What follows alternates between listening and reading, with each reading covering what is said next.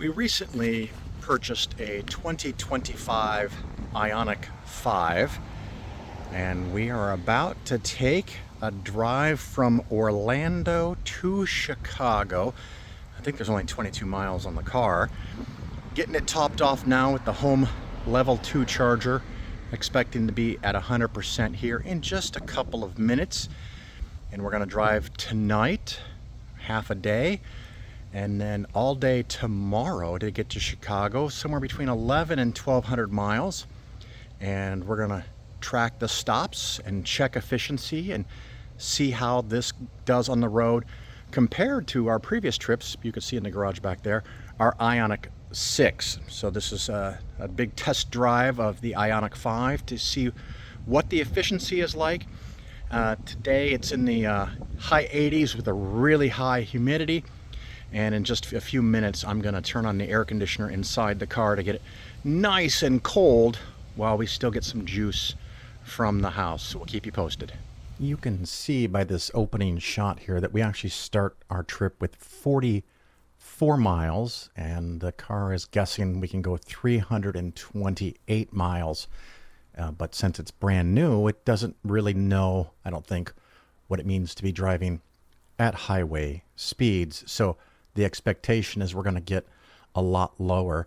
At first, I was getting 3.8 miles per kilowatt hour in the heavy rain. I think there was a very strong tailwind, but then you can see by this next photo that the rain got pretty freaking bad and brought down the miles per kilowatt hour, possibly because of standing water on the road, which might have actually been offset by the fact that we were going considerably slower. And here is the information at the end of the rain and the driving on highways, state highways and back roads, so not really fast driving.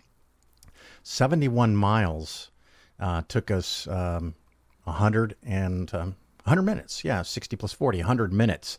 So you can see that we were going well below 60 miles per hour. Then we got up on to the interstate. And of course, we went interstate speeds, I guess. Something a little bit over the speed limit where possible, but nothing crazy because I wanted to get some reasonably good performance. So that was the strategy we employed the whole trip. Our first stop is about 200 miles from the start and normally takes us three plus hours, and maybe in this case a little longer because of the slow driving in the weather.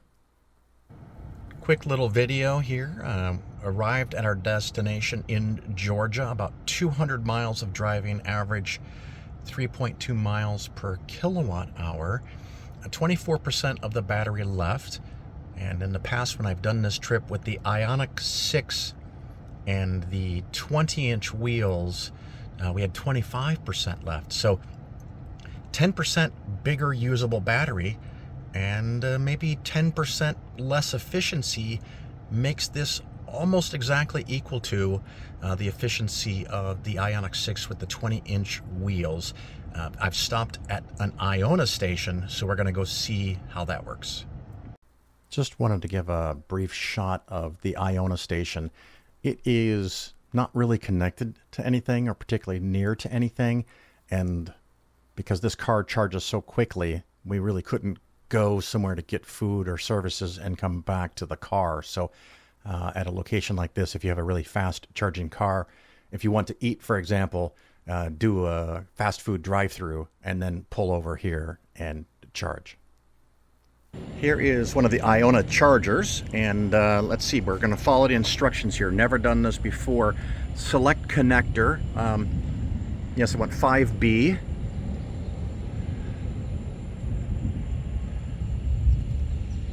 Had to press a little hard. There we go. I'm going to have to tap the phone, so I'm going to stop the video here and come back hopefully with a charging car. Well, once I tapped my phone and plugged in the car, yes, you are hearing thunder and lightning, or hearing thunder. There's lightning in the area. Prepping power delivery here. Come on, car. Come on, you can do it. That was the charging started out loud from the Ioniq 5, which I love. Easy to tell here. A nice charging speed on the startup. The total time to charge was under 30 seconds. I didn't time it, but it was pretty quick.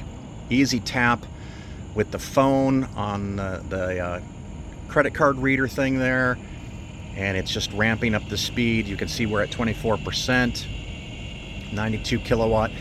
First time DC fast charging this car, because I think when we started this trip we only had like 44 miles on it. So I'm hoping this will go over 250. This charging station is fantastic, by the way. Valdosta, Georgia, 10 charging ports, very clear markings on the ground. And of course the 2025 Ioniq 5 does use the Tesla North American charging standard for DC fast charging. Nobody here, so that's great. We're gonna get hopefully max speed out of this thing. Trash cans, windshield washer fluid, really nice, really. And of course the overhead protect me from the rain that's coming. And let's see here, active sessions. Oh, we can see what's going on. Charging 240 kilowatt right now.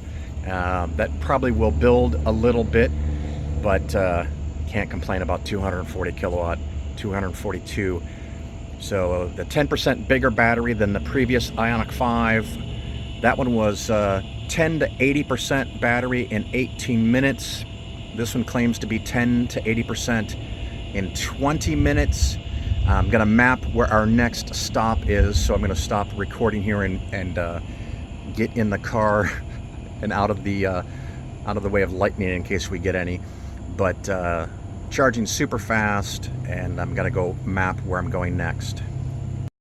Just wanted to show a shot of the screen inside the car. You can see in the bottom right the actual miles on the car, 243, and the current charging speed, 252.2 kilowatt. Really like this redesign here, because whether you're in the car or outside the car looking in the window, it's very easy to see on the top right what your current range is. So when you're planning for your next stop location, if you know it's 120 miles away, you keep charging until you can make 120 miles plus whatever buffer you want to have. We were doing this very conservatively because this was our first time driving the 2025 Ioniq 5, and I didn't want to ever end up short anywhere. So we had pretty much 50 to 60 miles of buffer, 50 to 60 miles of extra range, more than we needed to get to the next station. If we had brought that down to 30 or 20 miles of range, we would have spent far less time charging. And of course, the lower the battery, the faster the charging is, and the longer it stays fast if you start at a really low level. But we were being very timid, very conservative with this, because I wanted this to make this kind of a representative video of what it would be like with very little to no planning. And now we know the route, but we just hopped in the car last minute and started driving.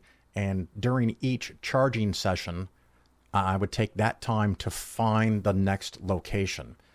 So it wasn't particularly thought out or planned, and that could have saved charging time. But like I said, I'm trying to make this like just people that hop in a car, an electric car, and just go. All right, it's only been, I don't even know, 14 minutes, and the charging is down to 111 kilowatt. We're at 75%, more than enough range for our next stop. I think it's going to be a Buc-ee's just south of Macon, Georgia, about a 2-hour drive from here. So I'll check back in there. Another screenshot here just around Macon, Georgia.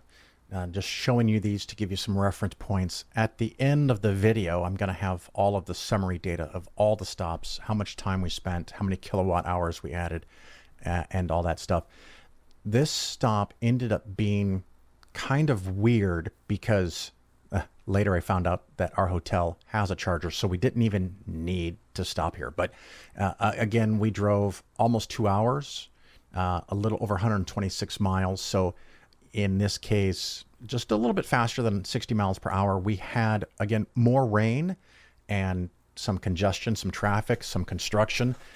And so, even though the road is marked 70 and one could drive 75 or more if one was inclined, you still get an average speed on the interstate slightly over 60. So this is not a official formal speed test of any kind, but it's a real world example of how well this car does driving on the interstate.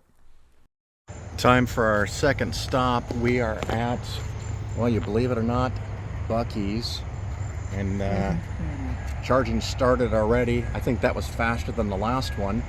These Mercedes-Benz, I'm pretty sure it's charge point equipment, and it connected right away. Oh, it's the first time I got to use my CCS to Tesla adapter, because it's got the Tesla port here, and you can see the power is ramping up. Already 90, 95. I'm assuming it's going to go well over 240, just like it did on the last one. So now I have to run into the Buc-ee's, get to the bathroom, and get all the way back out here.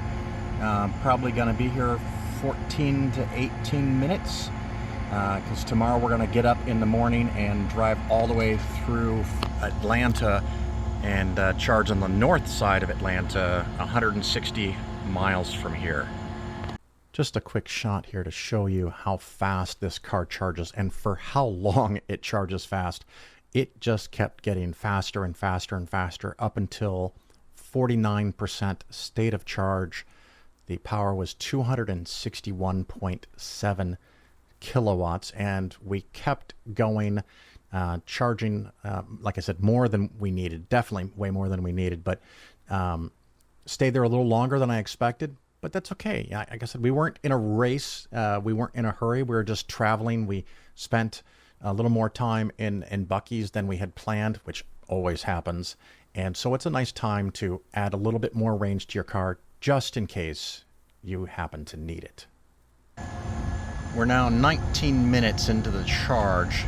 Gonna go about 20 minutes on this, maybe 21. Well up past 80%. Could have stopped, but want to have extra range because tomorrow we've got a long drive through Atlanta and want to make sure we have 50 or 60 extra miles. If I was a little more adventurous, we could have left 4 or 5 minutes ago, but what's a couple extra minutes here at the Buc-ee's? Not a big deal.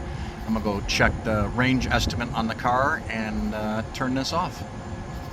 This is the level 2 charger at our hotel, and when we booked the hotel, everything said it didn't have a charger.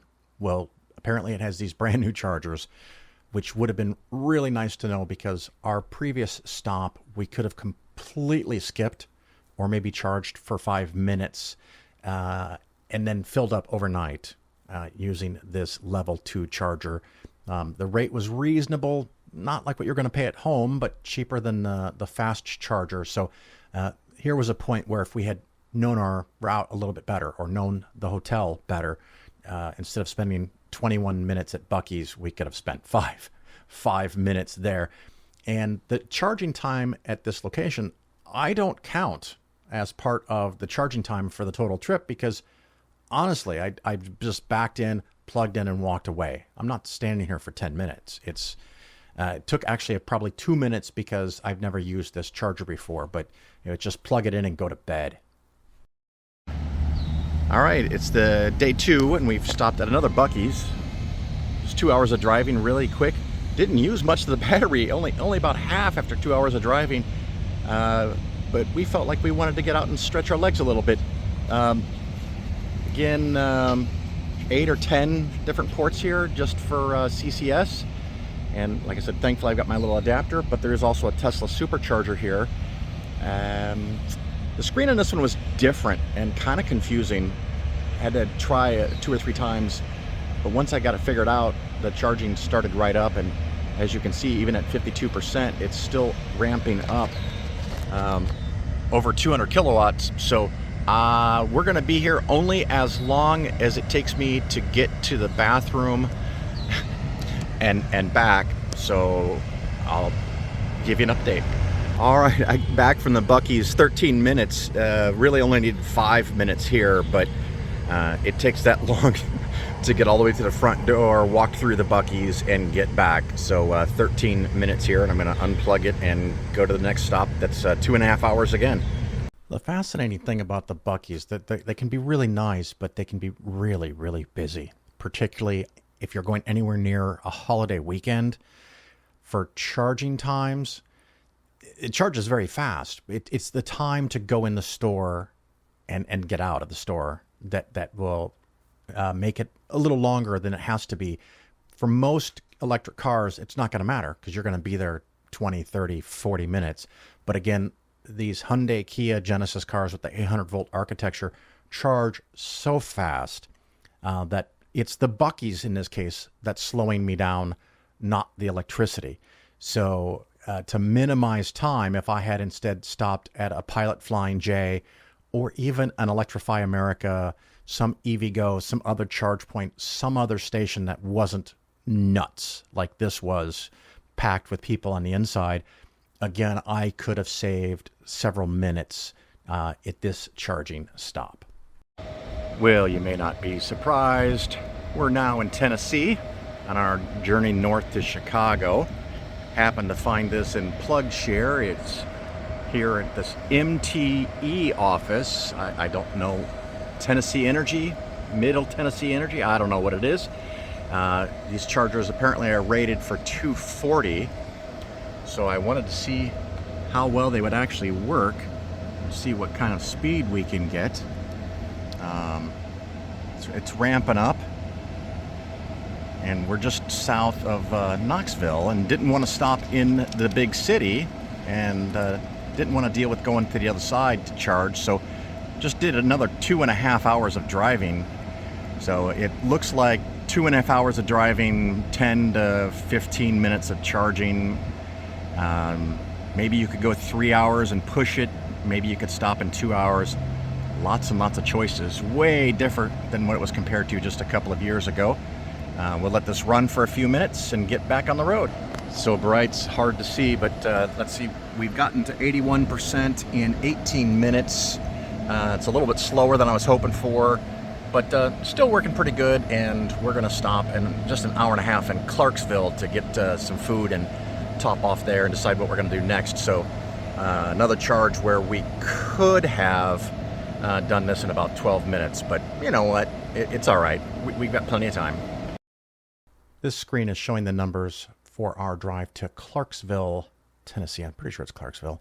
And the only reason we stopped here is because, again, we had some severe rain and we weren't sure at this location if we should continue going west towards Paducah or if we should go north into Indiana. The north into Indiana path was not available just 2 years ago because there were not chargers there. The Paducah route is the standard route that we would go, but we didn't know what the storms were going to look like, so we just charged here literally 4 minutes. And we just checked the satellite and decided to head north into Indiana.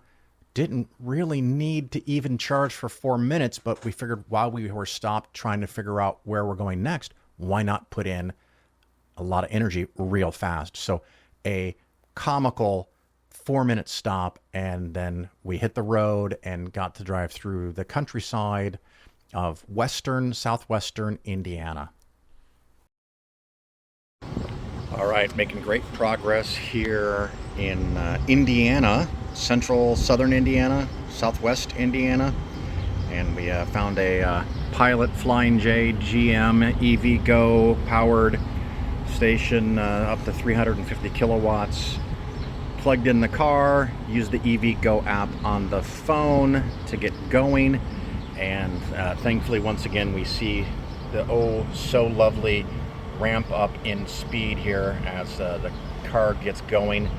A couple things I've noticed about the car since it's brand new.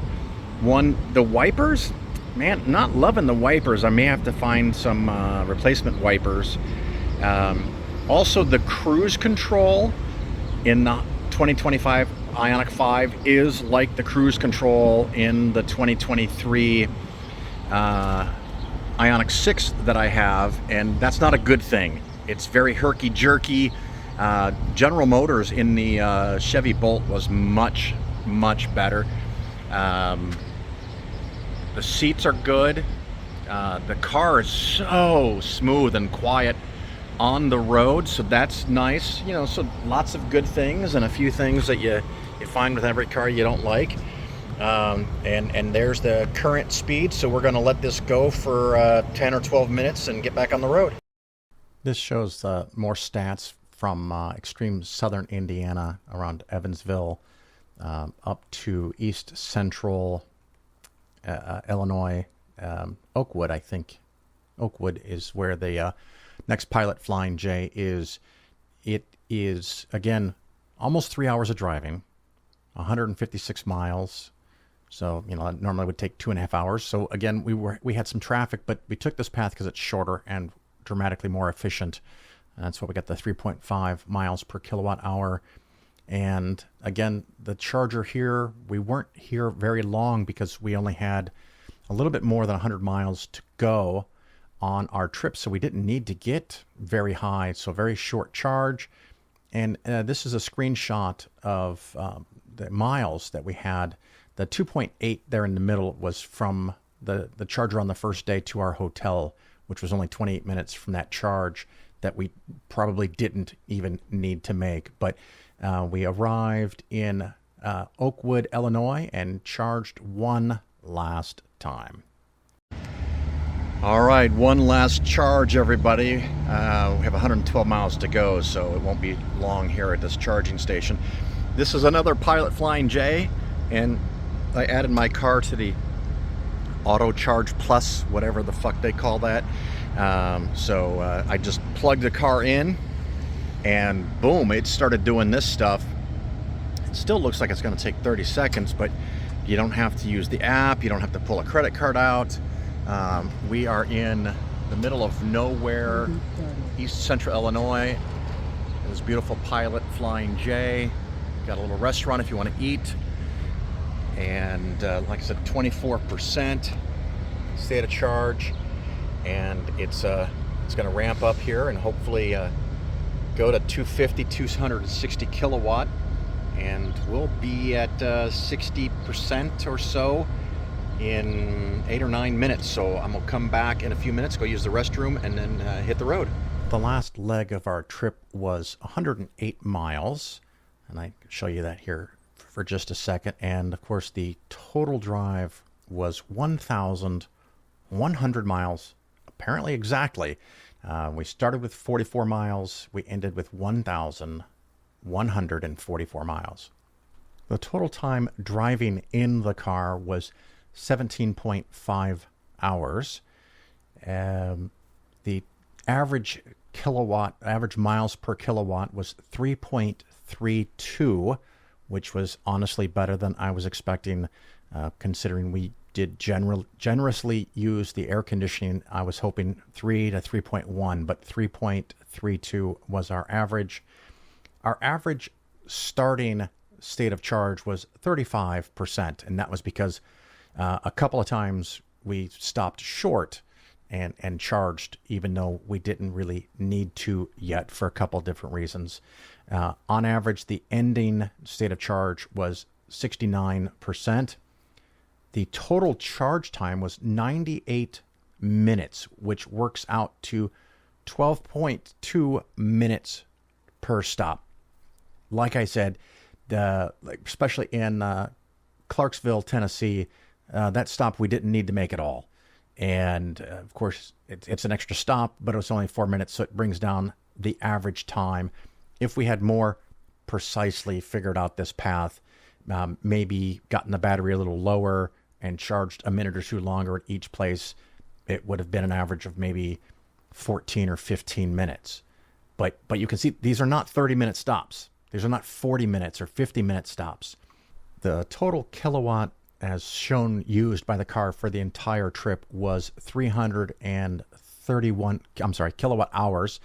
331 kilowatt hours were used by the car. About 360 kilowatt hours were added to the car, or at least used in the process of refilling the battery, because there is about 10%, 9% loss of energy between what comes out of the pump, the electric charger, the EVSE, whatever you want to call it, the equipment that charges your car. There's a little bit of loss in the cable. There's a little bit of loss transferring to your car. And of course, a little bit is used to run the car and the dash and the air conditioning, because we never turn that off. If you drive your car and turn off your air conditioning to charge your car faster, you don't need to do that. Stay comfortable. It doesn't really add any noticeable time to your stop, maybe seconds of time. So stay in the electricity and stay cool and continue your drive. So when you do the math, every place we stopped, we paid. It worked out to about, and this even includes the overnight at the hotel. The amount that we paid is about $140 in electricity. If we had driven a small compact SUV that got 30 miles per gallon and gas was $3.50 per gallon, it'd be about $130. So this was $10 more, maybe. I mean, I've just picked random numbers.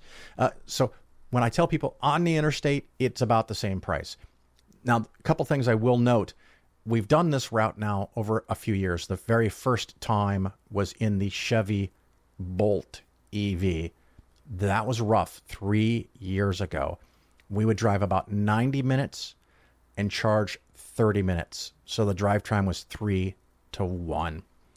In this car, our average drive time could be 2.5 to 3 hours between stops if you want to stretch it out and don't have any short legs in your trip.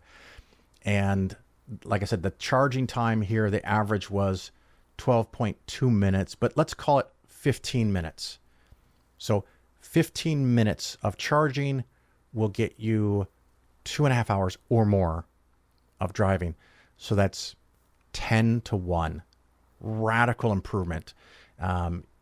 If you could go 4 or 5 hours between stops, good for you. If you're going to have to drive 5 hours, you're going to stop one time. You're going to drive 2.5 hours, charge for maybe only 10 minutes if your second leg gets you to your destination. But if you're going to keep going, maybe 15 minutes. So it's really quick. It's really easy. It's really close to parity to driving a gasoline vehicle if you are going to make a couple of stops to get gas, if you're going to eat, if from time to time you're just tired of driving and you want to stretch your legs.